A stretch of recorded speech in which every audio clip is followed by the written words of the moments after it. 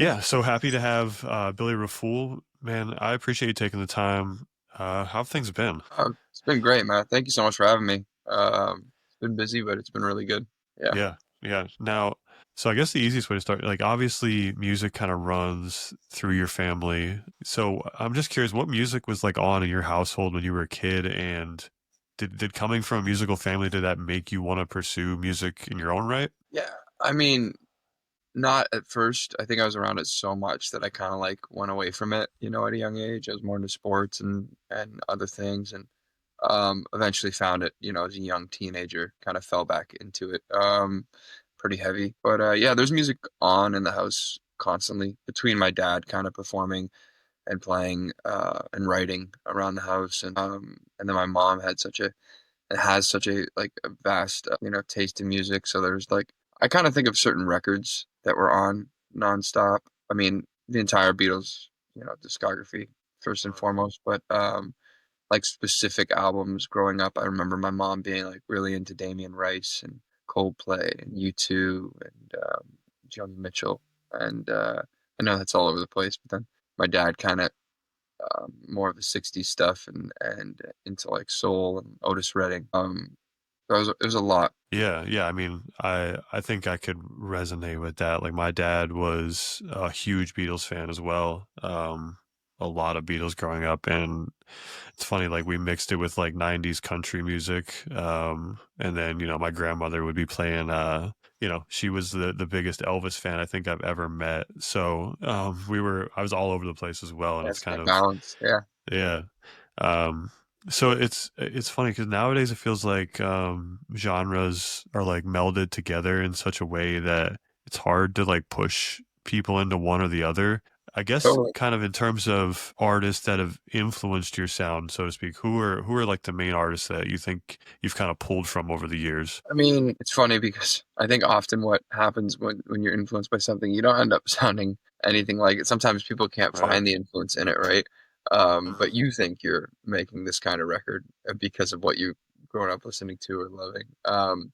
When really it just maybe it informs the way you've done something, but not Yeah. necessarily what it ends up sounding like, I guess. Yeah. I was especially when I'm doing more of the acoustic stuff, like or the stripped down um, productions, or just even the live recordings. Certain albums have been extremely influential, like Nebraska, like Springsteen's Nebraska, that informed like a whole 2 albums worth of music for me, um, as well as like the early Bob Dylan records, which I know is probably a common Yeah. inspiration for most people. But yeah, like when it came to like how certain albums I've made were recorded, like International Hotel and Olympus, were pretty well live recordings and just more about mic placement.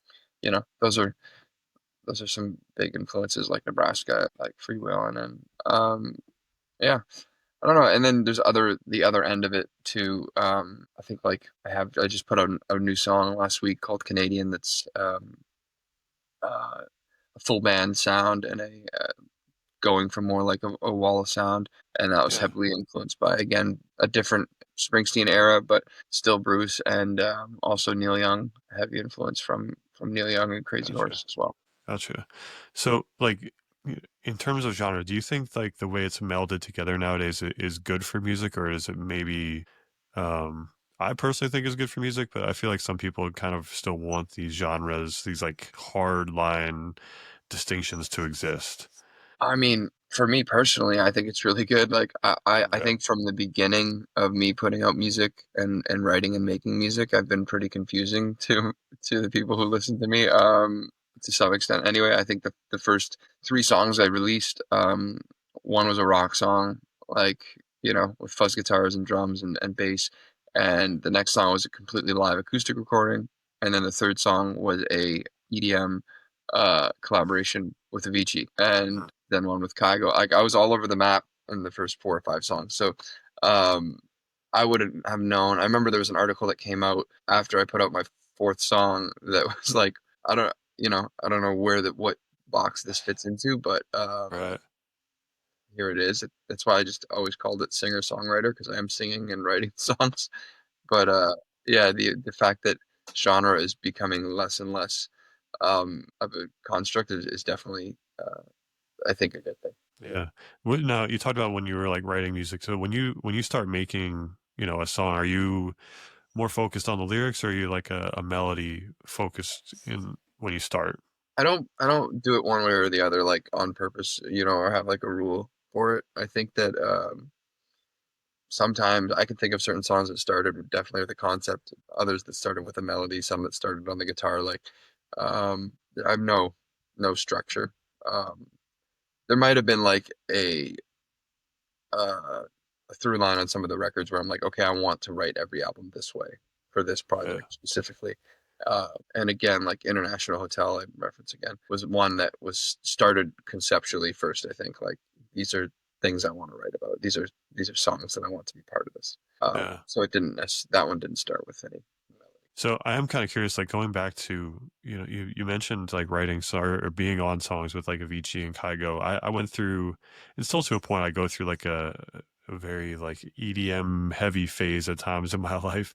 What was that experience like? Just, kind of making music very much out of even what you do now, right? It was like completely different. Um, yeah, it was like everything kind of felt like fly by the seat of my pants kind of thing. Like I was Mhm. just starting. I had been signed to a record label for a couple years prior to that, and I had been thrown into so many different rooms with different people. I had up until that point, up until 2015, only written on my own, and I was writing, with artists and writers who normally write in different genres and for different um, pitches and stuff like that. And so everything felt foreign. So like going into a room with Avicii with Tim was like another unorthodox day for me. Like it was a little bit I was kind of used to being uncomfortable, and it ended up being the most amazing experience. Like it was such Yeah. a gift that I was able to even just be in the room, and then getting to work with him. He was incredibly talented and like just throwing ideas off of each other. And there was also Hillary Lindsey and Nathan Chapman in the room who are like two of the best. So it was like it was a surreal experience overall. Like Yeah. I haven't felt anything like quite like that since. You have a new album coming out in July. Is it self-titled? Is that correct? That is correct. Yes, July Okay. So 18th. you've released a few songs off of that, and I'm just curious, like on the backstory of the album, the inspiration behind the album, and kind of the direction maybe you're heading with it. Yeah, this one started conceptually first before anything. I think in 2023 I got to go over to South Africa for the first time and play some shows over there where I had known I had listeners thanks to Spotify and Apple Music just being able to geographically see where the streams are coming from. And I got to go over there and um, the songs that resonated with people like on the other side of the world that I had never got to tour before, but like going and playing some of these songs across my catalog that people were singing back to me was pretty crazy. And there was like a certain batch of songs that like the through line, I think, through all of them was that they were like simpler, more stripped down recordings, right? Nothing with the bigger production, and it was just mainly just me and the guitar and maybe some like bass, some like 808s and stuff like that. And I was like, oh wow, okay, I need to. And it's not that the other songs weren't, as fun to play live over there. It was just that there's a certain group of these songs that I'm like, these songs have also, allowed me to play in like Germany and different parts of the world. These they have been able to transcend borders and kind of go everywhere. And I'm like, I need a full set worth of these songs, not just a few high points in the set. So that was the goal when I came back. I'm like, I want to go back to these songs that have been able to do this for me, and I want to write 10 of them, or I want to write 12 of them. And I Yeah. really sat down and I'm like looking at both the concepts of the songs and then also how sparse they are recorded. That's why there's kind of a theme throughout the record. Like if you, the majority of them are love songs, and then they are also very sparse in their production, and they revolve around the acoustic guitar. Um, so it's not an entirely acoustic record. I would be comfortable calling it an acoustic record because every song started just kind of actually in this room um, with I have it right here with this guitar, and I wrote them all right here, and I'm in a kind of in a closet right now. But yeah, all 11 songs are from this this space right here, and they're kind of time capsule in the sense that they're all from January, February 2024. Amazing. Yeah, I think so. I listened through the batch that you kind of have out already, and I think my favorite song, far and away, is "How About a Drink." And it, like you kind of said, it's very stripped back. It's very soft. It's very loving. Can you just talk maybe more about that song and just kind of the story behind that, if there is one? Yeah, I was like right in the thick of writing. I started January 1, 2024. I'm like, I'm gonna write this entire record in this room by myself, and I wrote every single day. Uh, I think I ended up with 40 songs in the 2 months, and somewhere in the middle there, I had that idea of like, I don't know, I kind of got bored with it, and it came off as a country concept to me, to be honest. And my brother is in Nashville, and I was like, I sent it to him as a joke kind of thing, and I had like more of a country twang on it, but I sent him the riff Yeah. and I'd sang like, yeah, I'd sang it a little bit. I was trying to be funny about it, I guess. And then he said, no, no, no, stop messing with that. You need to like do it for real. And it ended up being the only co-write on the record was me and my brother. He went back and forth with me on it, and Yeah. we finished it, and it turned out to be less of a joke and more of a real song. And that's kind of how it started. It started with just the chorus lyric, came naturally, like in one pass. I think I have the recording of it somewhere. The mic was live, and kind of sang the whole chorus, and then as a joke, and then sent it, and then here we are. So this is gonna be your fourth studio album.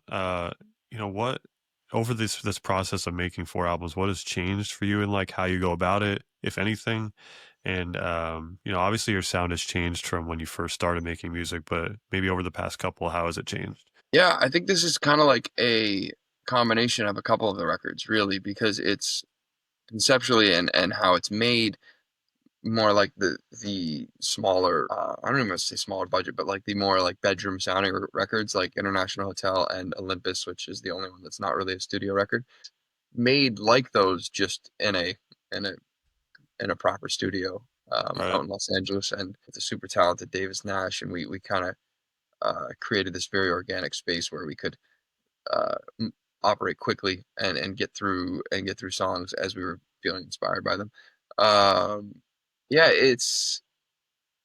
and it really is just recorded with an acoustic guitar and vocal and organic sounds around the room, just in a really uh, well mic'd up space. Yeah. Yeah, I mean I feel like more and more these days artists are kind of leaning towards that, or at least in this kind of like singer-songwriter, folk space, like everybody's aiming for that like one take sound and just a room with the band, and seems to be resonating with a lot of people. I mean, I know it does with me, so I think we could all appreciate that. Yeah, we tried to capture that, and then when we went to maybe some you know different places for percussion and the rhythm section on some of them, adding stomps and claps, and it just sounds around the room, really.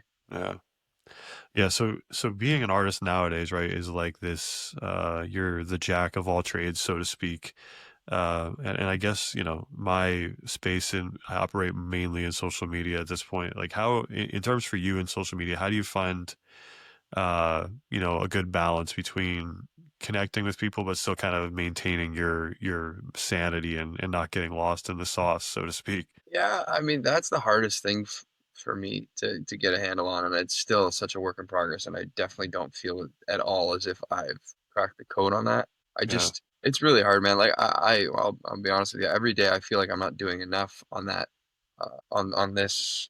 Like Right. Yeah. even when like January and February last year, I was like, I'm writing a song a day, and I'm not saying these songs are great, but I'm like, I'm finishing a song a day almost, song every 2 days, and that feels like what I'm supposed to be doing. Meanwhile, it's like I could have spent those 40 days writing one song and 39 trying to promote it on this, and I Right. that's just not, you know, It it's is. not Yeah, I click, hear it you. hasn't clicked yet for me. I don't know how much to let in, let people into. I haven't really. I feel honestly as though I haven't found my groove. The most natural I feel um, is when I'm touring and playing shows. I'm like in a in a new place, and or a place I've been before, but I'm revisiting, and I'm Yeah. saying, "Hey, this is what's going on today.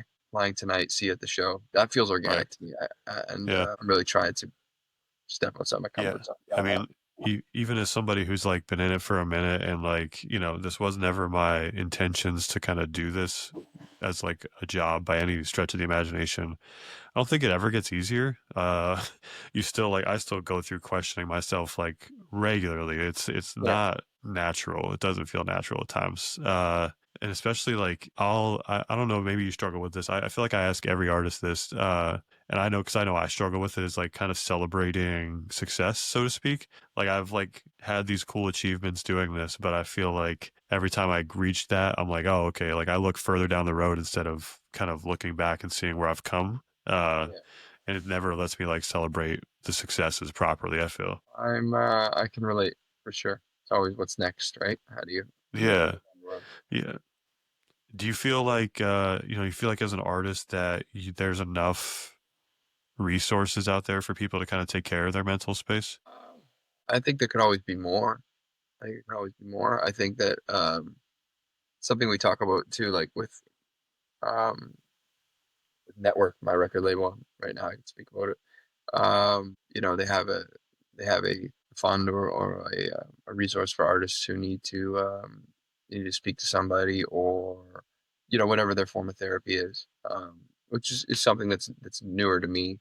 Um, that I mean, I've been doing this at least in the major label system for about 12 years, and I think that 10, 12 years, and I think that it's something that's being talked about more, and I feel like there could be more spaces like that where because it is a very like it's definitely a heady job. Like you spend Right. most of your time upstairs, like just thinking about and especially when you're on like a um, you know under a microphone under a microscope, um, and constantly feel like you need to be putting yourself out there. Yeah. And I think people sometimes don't understand maybe like the rigors of a tour, right? And like the mental stress that puts on you on a day in and day out basis, couple, a different city feels like every night, maybe with a day break in between there. I can only imagine what kind of stress that puts on you. Yeah, Do you you don't do you surround find yourself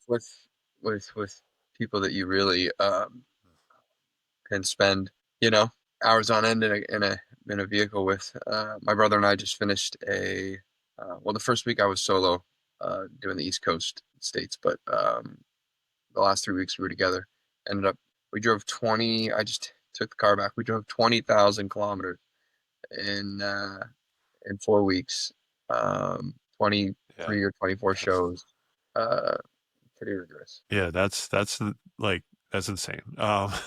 Do you find there to be like big differences between maybe touring in the States versus maybe like I'm not sure kind of your extent of touring in Europe. Is there a big difference? It's been honestly, they've. I think right when I started going over to Germany and Europe, I was blown away because I felt like the energy and the crowds and the appreciation for music was on another level beyond North America. Um, as of late, I think the more I get back and forth and have been able to in post COVID, get back to the States and cross the country a bunch. I feel like it's getting to a place where it's closer to par. This last tour I was just on, um, the reaction and the people showing up was incredible and reminded me kind of that of being over in Europe. I've toured more in Germany, I think, than anywhere else Okay. in the world, and it's an insane fan base. It's some of my favorite places to play are in Germany. Yeah. So I guess maybe you have a spot. What's been your favorite spot to play? Maybe wherever. It doesn't have to be Germany or just in general. I mean, well, I can say this because I'm going over there in like 4 weeks. But at the end of 2023, I played a series of shows in South Africa and culminating in Cape Town. And it was in the rain, and it was like people still showing up, in raincoats and with umbrellas and stuff, and singing all the songs. It was surreal. That has been one of my favorite experiences so far. Was in Yeah. Cape Town, and I have a sold out show there in like a month, and then Amazing. we just announced the second show, so hopefully that one fills up as well. That's amazing. So I guess in terms of, your songs, your catalog, what song are you, it doesn't have to be the most popular. What song are you most proud of that's kind of out there? You put it out and you're just, man, you can't be more proud of it.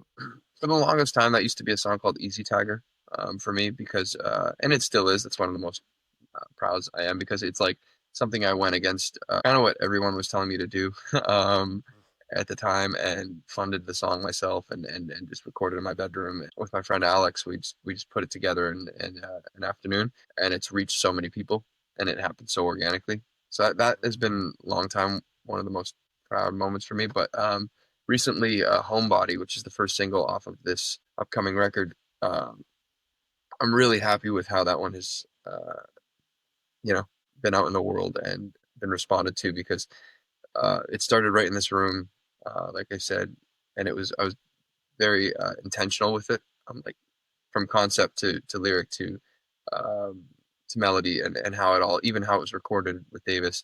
Like I could see this, I could see my the people who listen to my music really resonating with the song if they like Yeah.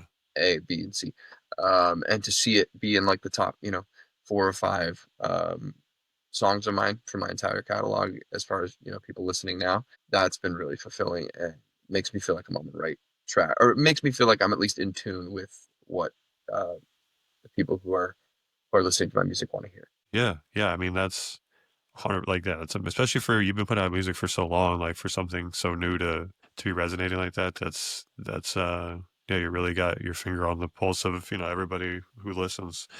Um, so I make like a bunch of a living out of doing music curation. Yep. Give me a couple artists or albums that you've just been like obsessed with recently. You can't get enough of. Okay. I've been plugging this band since I think I've heard the first single, but Wonder Horse is Mm. one of my. I don't know Yeah, if I you're. love Wonder Horse. Yeah. Yeah, they've come through Toronto twice, which is where I'm at right now. One time around the corner from here, a few months back, and I got to see them. I'm a massive fan. So their new record, Okay. Midas, has been on. Um, has been on loop. I love the new MJ Lenderman record as well. Mm. Yeah. Um, I heard beautiful song the other day by a label mate of mine. Someone else is uh, on my label. Emily James, a song called "Song for Brian." And this isn't an album, Okay. but it kind of stopped me in my tracks. It was like it's gorgeous melody, lyric, Yeah. and her voice is outstanding. So that's another one. Amazing. So I guess kind of like to wrap up, let's talk about what you have coming up. You obviously have the album, but what else is on the horizon here for you? Um, yeah, the album's coming in July, self-titled. I just released a new song, Canadian, which is not on that album. It's more of a rocker, and it's part of something else that I want to allude to, but not talk about exactly. Right. So that there's something else on the horizon as well. And then I have a full U.S. fall tour coming up in October, November that we are adding dates to, and then the South African tour. So I hope to be on the road a good chunk of the rest of the year and a ton of new music. Amazing. Man, again, thank you for taking the time. I know it's a little early in the morning here, but appreciate you taking the time to talk to me and yeah, can't wait to hear the new stuff. Thanks so much, man. Appreciate it. Yeah, appreciate you.